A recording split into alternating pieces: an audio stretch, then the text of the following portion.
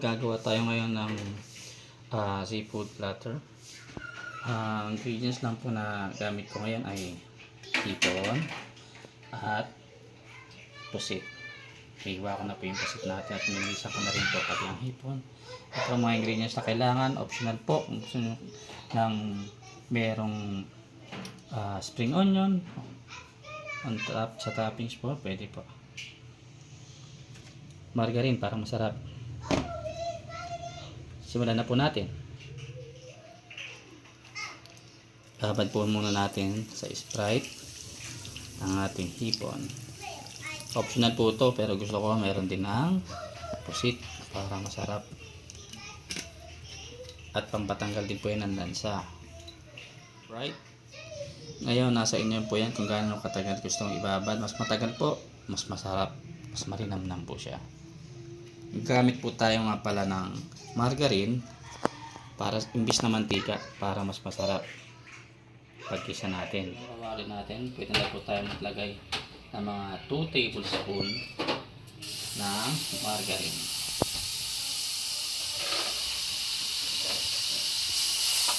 Pwede po na mantika, margarine po yung kinamit natin para mas masarap. Pwede rin po butter.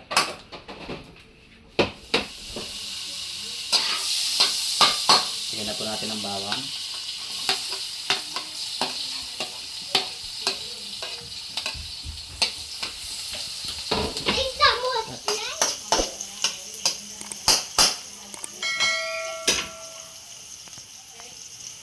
Low to medium heat lang po ang gagamitin natin nga po para hindi po masunog yung bawang natin.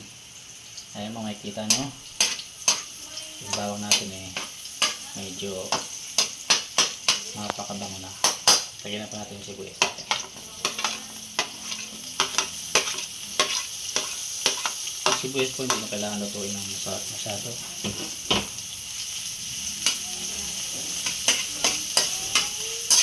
Magkarami na. Pwede na po natin unahin ang pusit pagkat mas matagal po siya maluto.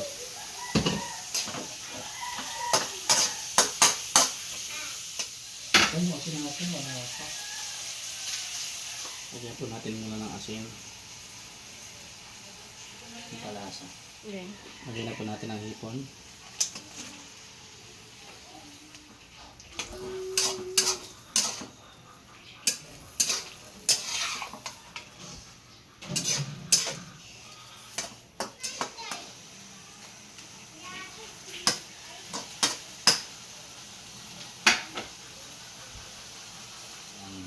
Paminta, ang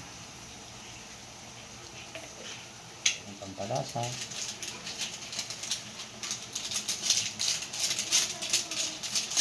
para mas marinamnam.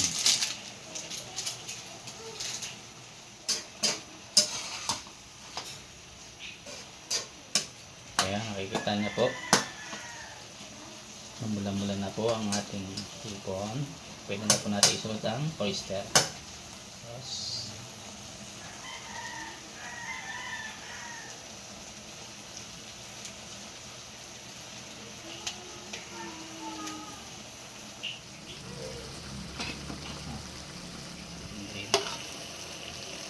Optional po ito sa mga gusto namin may konting sipa. Pwede na po natin ilagay ang Sprite na pinagbabara natin ng pusit at ng hipon. Parang natin at pakuluin ating seafood platter. Talagyan ko na po ng cornstarch ang palapot. Optional po ito. Mga gusto mong malapot-lapot.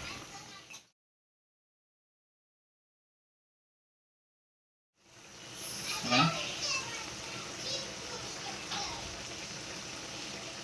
Ang ating seafood platter.